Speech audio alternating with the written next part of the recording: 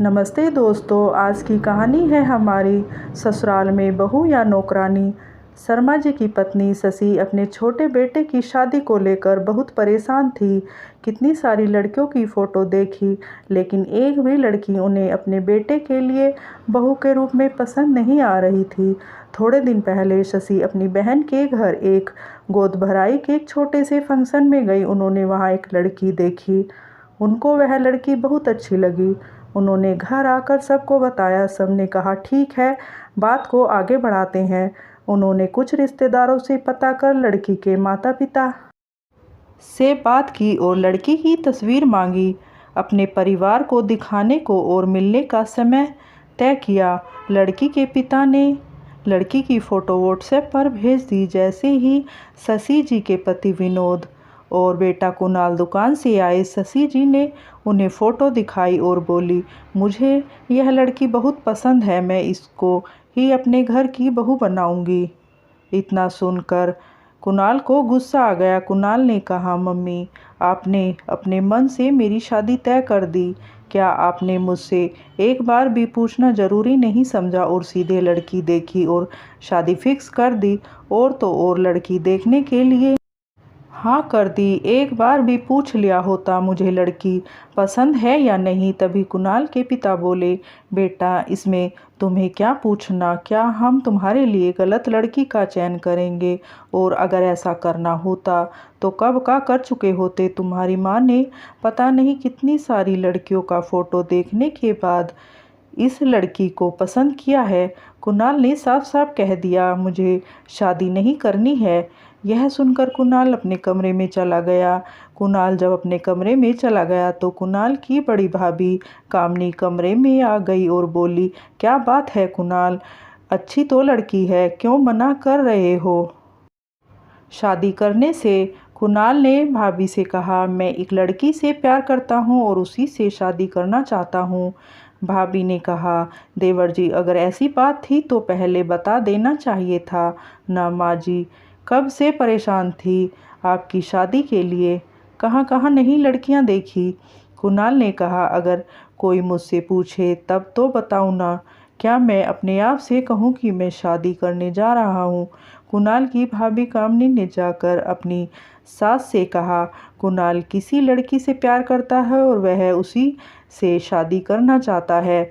शशि जी यह सुनकर बहुत गुस्सा हुई और बोली, जब उसने लड़की पहले से ही पसंद कर ली थी तो मुझे बता देता, लेकिन मैं जब तक लड़की नहीं देखूंगी मैं शादी नहीं होने दूंगी।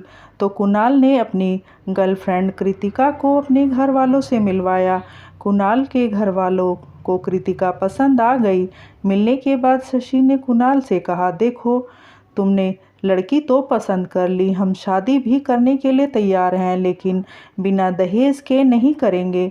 इसमें तुम कुछ नहीं बोलोगे? कुणाल चुपचाप था, सोच रहा था कि कुछ भी करके शादी हो जाए। अगले दिन कृतिका के पिताजी कुणाल के घर में शादी की बात करने के लिए गए। जब दहेज की बात आई तो कृतिका के पिताजी ने दहेज देने से इनकार कर दिया। लेकिन कुणाल की जिद की वजह से कुणाल के घर वालों को यह शादी माननी पड़ी। 3 महीने में ही कुणाल और कृतिका की शादी हो गई। घर में जब तक मेहमान थे तब तक तो कृतिका से कोई कुछ भी नहीं कहता। जैसे सारे मेहमान चले गए, उसके अगले ही दिन कृतिका की सास शशि जी कृतिका के कमरे में गई और जाकर बोली, बहू, सूरज कब का निकल चुका है, अब तक सोई रहोगी? सुबह सुबह सबको चाय पीने की आदत है। आज तो देर से उठ गई, लेकिन कल से 6 बजे से पहले ही सबको चाय बनाकर दे देना। और हाँ, बड़ी बहू कामनी भी 8 बजे तक ऑफिस चली जाती है, उसका भी नाश्ता 8 बजे तक बन जाना चाहिए। अभी तो कृतिका के ठीक से मेहंदी के रंग भी नहीं छूटे थे। कृतिका जो सुबह 6 बजे सोकर उठती और रात के 12 बज जाते थे, फिर भी उसके काम खत्म नहीं होते थे। कृतिका टेंशन में होती थी, कल सुबह जल्दी उठना है, नहीं तो नींद भी नहीं खुलेगी। कृतिका तो यह भी भूल गई थी कि उसकी नई नई शादी हुई है। कितने सपने संजोए थे शादी होने के बाद हनीमून के लिए हिमाचल जाएगी, लेकिन यहाँ तो जब से शादी हुई है इस घर में एक दिन भी बाहर नहीं निकली, हिमाचल जाने की तो दूर की बात है।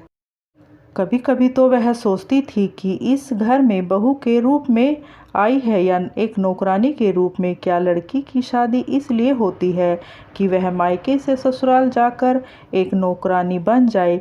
क्या क्या सपने संजोए थे कृतिका ने। कृतिका भी टीचर बनना चाहती थी, लेकिन अब उसे लग नहीं रहा था कि यहाँ रहकर वह पढ़ाई कर पाएगी, क्योंकि घर वालों के रंग ढंग देखकर तो यही लगता था। एक दिन रात को कृतिका ने अपने पति कुणाल से कहा, कुणाल, ऐसा नहीं हो सकता कि हम लोग किसी दूसरी जगह रेंट पर घर लेकर रहें इसी शहर में। यहाँ तो मैं सुबह शाम सिर्फ काम ही काम करती हूँ। कुणाल ने कहा, तो फिर तुम क्या करना चाहती हो? क्या तुम यह कहना चाहती हो कि मैं अपने माँ बाप से और भाई से अलग होकर कहीं रहूं? इस दुनिया की सारी औरतें तो यही सब करती हैं। ससुराल में एक लड़की क्या करती है? घर की देखभाल। और फिर कामनी भाभी भी तो सुबह से शाम तक नौकरी करने जाती हैं और शाम तक आने के बाद घर के काम में हाथ बटाती हैं। कृतिका समझ गई थी कि अपने पति से कुछ भी कहना बेकार है। वह अपनी जिंदगी को अपनी नियति समझकर जीने लगी थी। आज सावन का पहला सोमवार था। कृतिका ने व्रत रखा था। उसने सोचा था कि सुबह सुबह सबको नाश्ता कराकर थोड़ी देर आराम कर लेती हूँ, फिर लंच बनाऊंगी।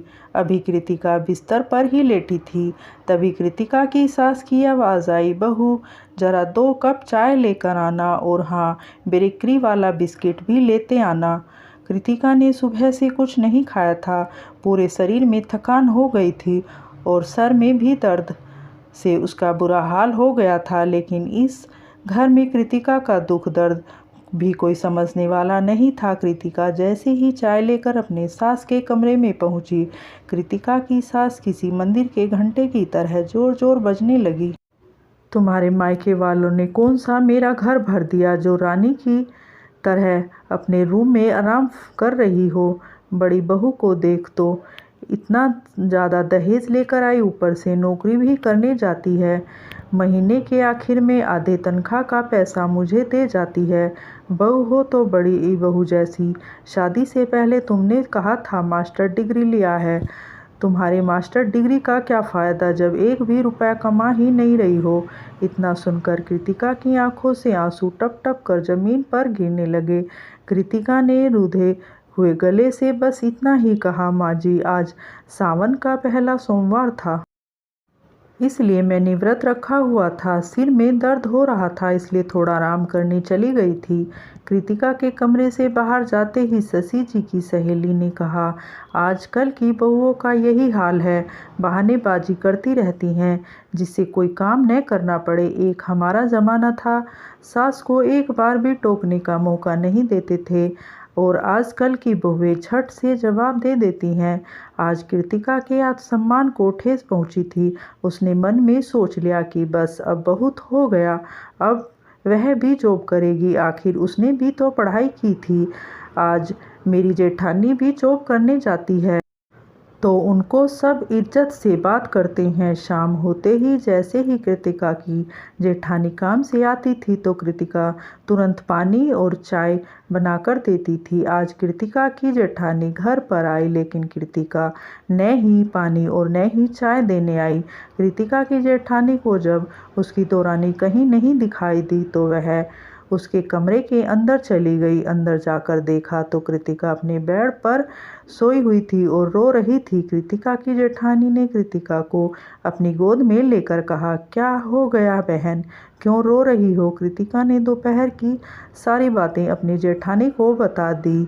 आप तो जानती हैं, मैं पूरे दिन घर का काम करती हूँ, फिर भी सासू माँ ताने मारती रहती हैं। कृतिका की जेठानी ने कहा, अरे पगली, तू सासू माँ की बातों का बुरा मत मानना, वह तो ऐसी ही हैं।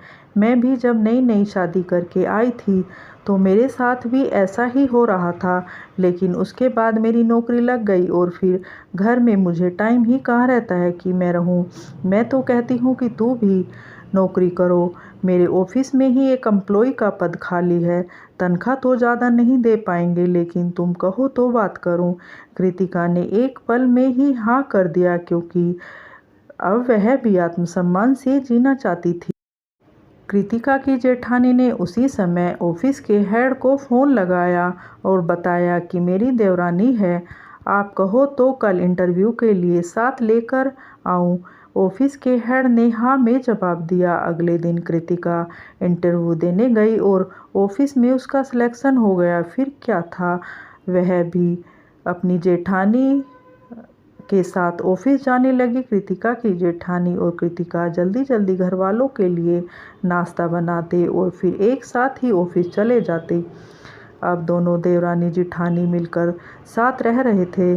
कृतिका को भी जितनी तनख्वाह मिलती उसमें से आधे पैसे वह अपनी सास को दे देती थी। अब उसकी सास भी कृतिका से सही से बात करने लगी थी।